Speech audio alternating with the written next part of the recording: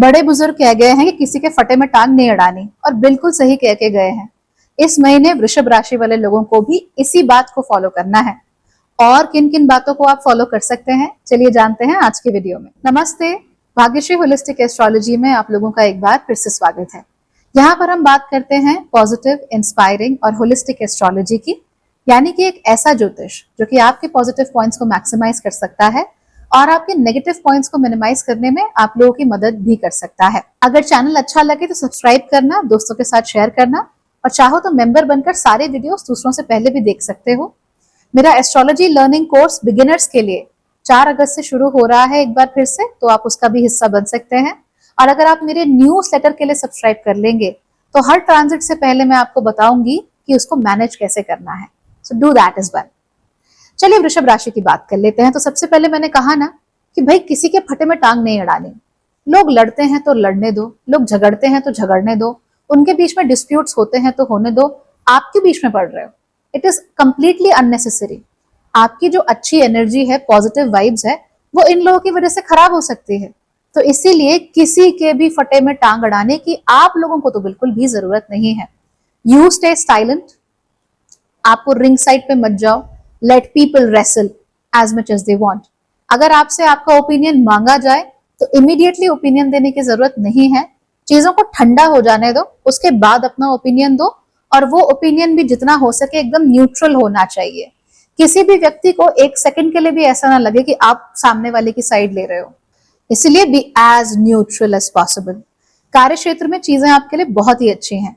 अगर आप एम्प्लॉय हैं तो आप डेफिनेटली बहुत अच्छा कर सकते हो। आप दूसरों के सामने प्राउडली और कॉन्फिडेंटली अपने आप को प्रेजेंट करोगे, जो कि बहुत अच्छी बात है। सो झिझकना नहीं बिल्कुल भी इस मामले में। आप लोगों को इस बात का भी ख्याल रखना चाहिए कि दूसरे लोगों के सामने आपके जो भी आइडियाज हैं आप उनको शेयर जरूर कीजिए। तो चुप मत बैठे रहिए। अगर आपको लगता है कि इस चीज से कुछ बेहतर हो सकता है तो बहुत न्यूट्रल और बहुत फर्म, सधे हुए तरीके से आप अपनी बात को कह सकते हो। आपकी तरफ से आइडिया शेयर करने में थोड़ी सी झिझक आपके सामने से बड़ी बड़ी अपॉर्चुनिटीज को एकदम से छीन कर ले जा सकती है। इसीलिए अगर आपको लगता है कि भैया ये चीज की जा सकती है, हम इसको एक्सपेरिमेंट कर सकते हैं, तो जरूर आपको अपने मन की बात बोलनी है। अगर आप बिजनेस ओनर हैं, इन दैट केस ये महीना आप बिताइए प्लानिंग करने में कि नवंबर के बाद आप अपने कंपटीशन को पीछे कैसे छोड़ सकते हैं। देखिए, टाइमलाइन इमीडिएट नहीं देनी। तो ये नहीं करना कि अरे अगस्त के अंत तक मैं सारे कंपटीशन को पीछे छोड़ दूंगा, ऐसे नहीं होता। आप ये सोचिए कि नवंबर के बाद मैं ऐसा क्या कर सकता हूं कि कंपटीशन जो मुझसे लोग कर रहे हैं वो मुझसे मीलों पीछे रह जाएं और मैं उनसे आगे बढ़ता हुआ चला जाऊं या चली जाऊं। ठीक है? So plan very meticulously and plan well. आपके जो भी पीयर्स हैं वो क्या कर रहे हैं, जिसको हम बिजनेस इंटेलिजेंस कहते हैं, कि जो लोग आप ही के साथ काम कर रहे हैं, सेम इंडस्ट्री में काम कर रहे हैं, वो एग्जैक्टली क्या क्या कर रहे हैं, उनमें कौन सी अच्छी बातें हैं जो आपके पास नहीं है और आप में ऐसी कौन सी अच्छी बात है जो उनके पास नहीं है। तो ये जो प्लानिंग होती है of making the business better, इस पर आपको फोकस करने की सख्त जरूरत है। आपके कस्टमर्स अगर आपसे कोई चीज चाहते हैं, that they want something to happen, definitely indulge in that thing. Definitely वो फीचर्स, वो प्रोडक्ट्स, वो सर्विसेज आप अपने कस्टमर्स को जरूर दीजिए, ताकि वो आपसे एकदम खुश रहें और आप अगेन दूसरों से मीलों आगे निकल जाए।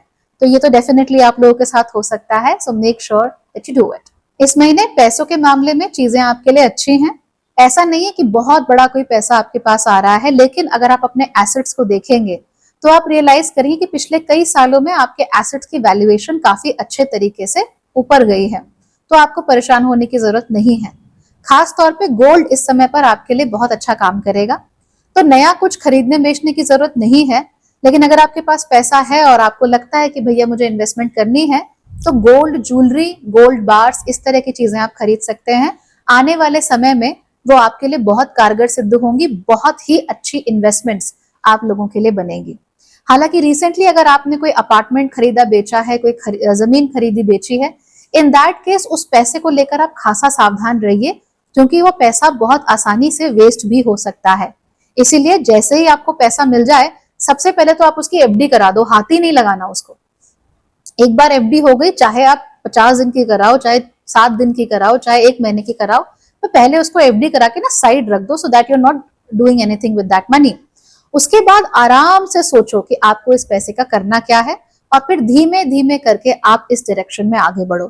क्योंकि अगर आपने जल्दबाजी की वो पैसा खर्च करने में, तो फिर ये जो पैसा है ये गलत कामों में लग सकता है या वेस्टफुल कामों में लग सकता है, जो कि ऑब्वियसली अच्छी बात नहीं है।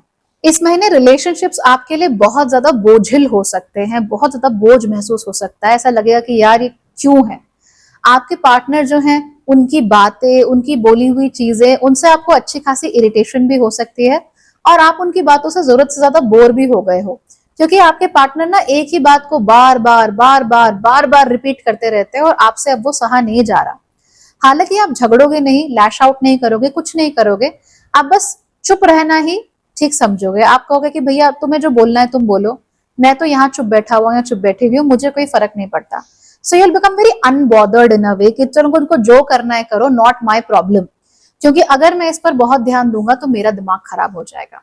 आपके पार्टनर के जो झगड़े हैं उन झगड़ों में भी आप अगर ना ही पढ़े तो आपके लिए बहुत अच्छा होगा। उनके बीच में आप अपने कमेंट ना ही दें तो आप लोगों के लिए बहुत अच्छा होगा।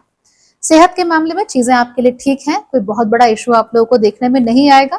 थोड़ा बहुत हल्का फुल्का बुखार एक आध दिन आपको चढ़ सकता है, खासतौर पे फुल मून के टाइम पे, उसको लेकर आप थोड़ा सा सावधान रहिए। उसके अलावा कोई मेजर हेल्थ इशू आपको यहाँ देखने को नहीं मिलेगा। जो लोग भी सिंगल हैं इस समय पर, उनका कोई खास मन नहीं कर रहा है to get into a relationship. In fact वो यही सोच रहे हैं कि थोड़ा और समय हम निकाल दें, थोड़ा और समय अपनी बेहतरी में निकाल दें, वही हमारे लिए अच्छा हो सकता है। हाँ, एक बात को आप जरूर ध्यान रखिए कि इस समय पर आपके जो पार्टनर हैं उनके थ्रू इरिटेशन, उनके थ्रू झगड़े आपको मिल सकते हैं कि आपके पार्टनर ने किसी से झगड़ा कर लिया या किसी के साथ मनमुटाव हो गया, जिसकी वजह से आपके रिश्ते भी उनके साथ खराब होने की कगार पे पहुंच गए। तो अपने रिश्तों को कम से कम खराब मत होने देना। ये आपके लिए और आपके पार्टनर के लिए, दोनों के लिए ही भला है, अदरवाइज दोनों के लिए मुसीबत हो सकती है। ठीक है, तो इन चीजों का ख्याल रखिए। बाकी चीजें रिलेटिवली दूसरी राशियों के मुकाबले आपके लिए बहुत अच्छी हैं and you will be able to sail through very well during this time. All right then everybody, take care and good luck.